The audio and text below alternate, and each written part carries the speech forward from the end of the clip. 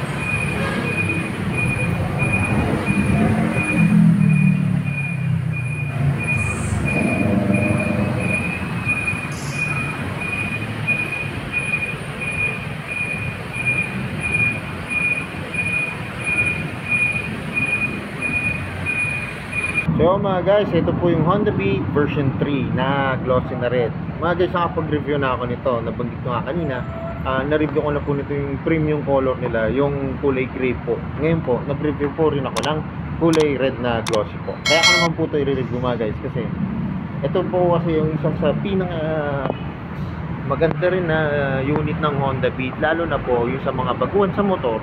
Ito po, pwede po sa inyo to, lalo na po sa mga babae, sa mga first time po mag-i-scooter. Yan, maganda po to kasi kita nyo naman to yung mga features po nito mga guys. So kita nyo naman yun, kanyang disc brake, naka disc brake na po to sa harap. Yan. Tapos ang gulong po nito makapit din po, federal po to. Tapos ang maganda rin po dito, naka LED na po to na ilaw sa headlight. Pero yung kanyang signal light po ay bulb type to mga guys. Tapos yun nga, nagustuhan ko rin to kasi kulay red po. Tapos yung glossy po na pagka-red nya, ang ganda rin po ng decals mga guys yan. Kitang-kita ka sa kalsada. Tapos syempre, ito po yung kanyang may safety features din po siya.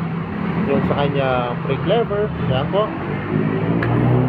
Yan mga guys, pwede nyo i-lock para pagka yung magpa-park kayo. Safety rin po to para hindi po siya yung naka-steady lang po siya. Tapos pagka yun nga po, yung ignition po kayo at parang nasa traffic o pwede nyo rin pong ilock siya mga guys. Yan, para safety din po. Tapos mga guys, tinanggal ko na po. Yun nga po yung kanyang side stand, meron po siyang kill switch. Yan, kagandahan din po yan kasi sa mga baguhan na riders yan, okay din po yan para pag binaba nyo yung side stand, automatic po siya mag-off. Yan. Tapos mga guys, yung battery niya dito na rin po sa may footboard yan. Saka malaki na rin po yung battery niya. Dati po kasi yung battery ng version 2 dito po sa gilid. Ngayon, nandito na po siya sa gitna mga guys. Yan. Tapos ang ganda rin po ng footboard yan. Makapit po sa sapatos yan. Kasi ang ganda po ng design. Saka malawak po mga guys. Kaya kung mapapansin nyo, ito po yung pako. Ayan o. Malaki po nung yung dalawan ng paa natin mga guys. Tapos syempre, malaki po yung clearance. Lalo na po sa matatangkad na riders yan. Bagay na bagay din po to. Tapos may pocket po dito. Yan. Tapos sa kabila rin po may pocket siya. Yan. Tapos mga guys, ito po ay may USB port para hindi po tayo malulobat. Saka mga guys, kunyari nakabukas po yung outlet, nakasakay po kayo. Yan, at least malayo po siya sa sa binti nyo mga guys. Hindi kagaya ng iba na parang nakapatong o kaya nasasaki ng tuhod natin. Yan. Tapos syempre yung kanyang wala na po siyang susiyan sa likod, bali dito na po nyo bubuksan pag bubuksan nyo po yung kanyang upuan mga guys. Tapos yung kanyang susiyan po, yan, madali naman pong maintindihan saka mapag-aralan mga guys. Tapos meron po siya rito lagay ng helmet. Yan.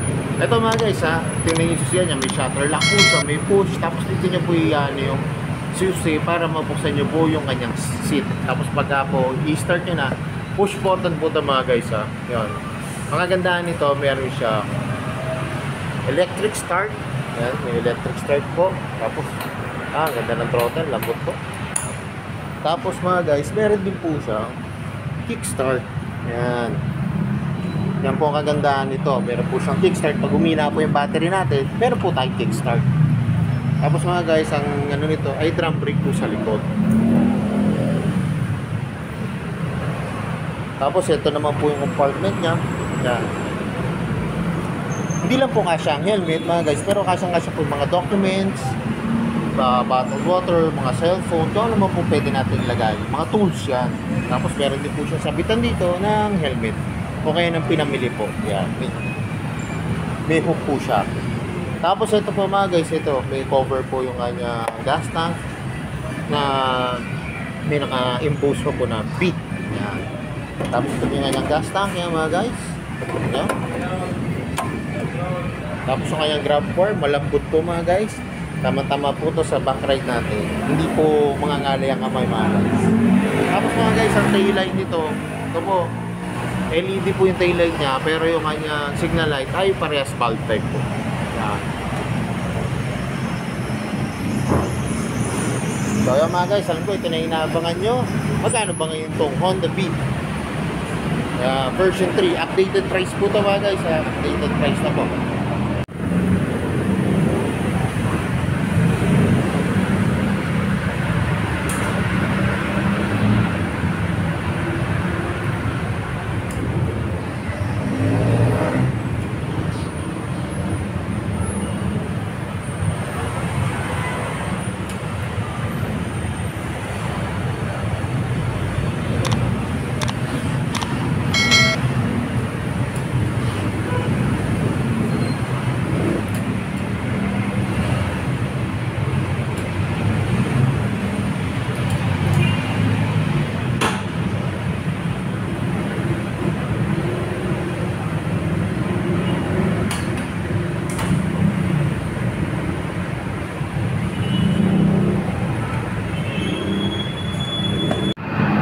So mga guys, dito sa premium bikes, ang cash price po nito ay 71,400.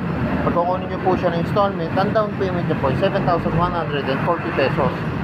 Pagka po 24 months o 2 years nyo kukunin, 4,325 pesos. Tapos pagka po 3 years or 36 months, 3,552 pesos mga guys. Yan. Kaya kung malapit lang po kayo dito sa may Barangay Gila, Santa Rosa, Laguna, pasyalin nyo na po itong premium bikes. Kasi ito po ngayon, nag-iisa lang po ito na kulay red. Ayan. Kita nyo, ang ganda oh. Elegante ang dating oh.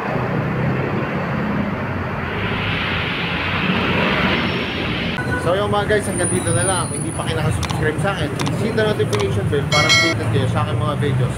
Salamat nga po pala dito sa may Barangay Gila, sa may Balibago, dito po sa may premium bikes. At na-review ko yung mga motor ko.